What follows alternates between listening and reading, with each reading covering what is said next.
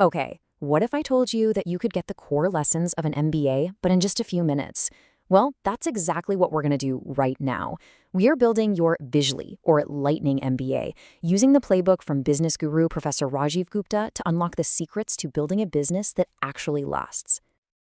So let's dive right in with the biggest problem Professor Gupta sees.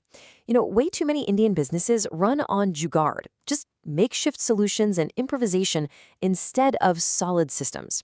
And without that structure, without planning, they almost always collapse under the weight of their own chaos. That's the billion-dollar question, isn't it? So how do you do it? Well, this explainer right here is your answer. We're going to break down the secrets of India's most iconic founders and wealthiest families, giving you a really clear, actionable playbook. First things first, before you even think about building a business, you have to build the founder.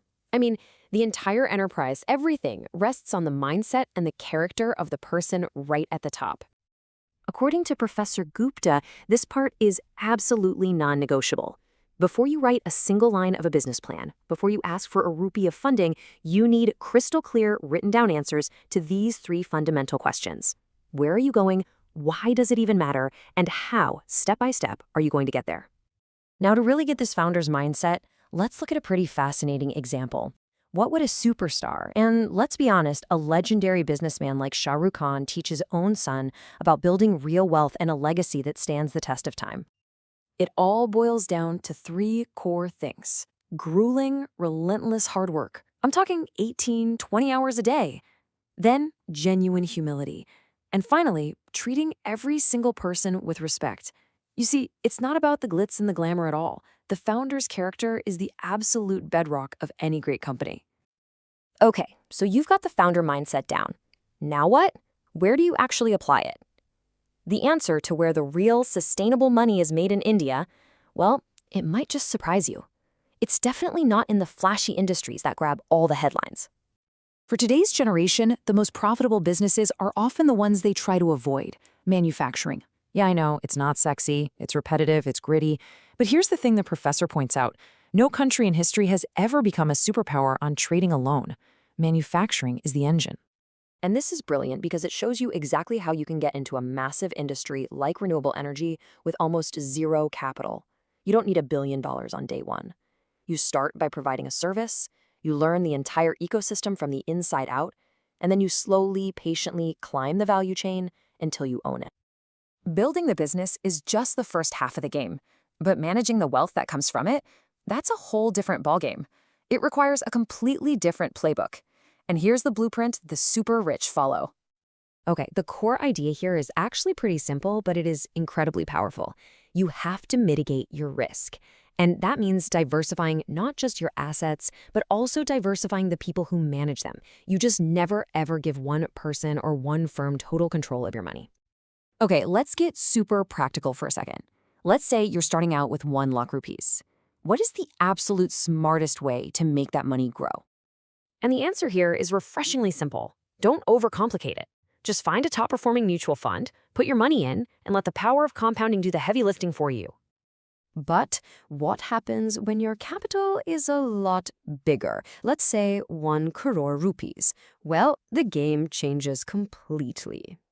See, at this level, the whole strategy shifts to active risk management. You have to hedge your bets across multiple different assets. That means using a professional portfolio management service, or PMS, which is basically where experts manage your investments directly for you, plus mutual funds, gold to protect against volatility, and maybe even a small, smart investment in property. All right, for our final section, let's talk about the big one, the thing that defines so much of Indian business, the family-run enterprise. How do you make sure it actually survives for generations? Now, this is fascinating. You can see these subtle but really crucial differences between two of India's most successful business communities. Marwaris, while they're masters of finance, tend to be more systematic, more traditional. Gujaratis, on the other hand, are often more liberal and adaptable in their approach. So what's behind that adaptability? You might be surprised. According to Professor Gupta, a huge part of it is the significant role women play behind the scenes. See, the spouse isn't just a partner in life, they're a partner in business, a sounding board, a strategist, someone with the intuition to see what the business owner might be missing. So what's the secret sauce?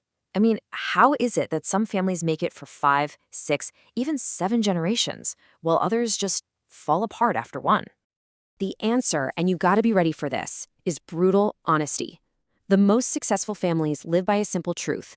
If you can work together with genuine love and sacrifice, you stay together. But if you can't, you have to have the wisdom to separate the business cleanly and professionally before the conflict destroys everything you've built. So, what's the big takeaway from all of this? Honestly, it's a massive dose of reality. Building something that truly matters is a long, hard journey. It's filled with failure and pivots. And believe me, anyone trying to sell you a shortcut is just selling you a fantasy. And that brings us to a really powerful final thought from Professor Gupta. Building a business, a career, a legacy, it's a marathon, not a sprint. You know, in this world that's obsessed with moving faster and faster, he asks this really simple question. What's the hurry? Be patient, do the hard work, and focus on building something that will truly last.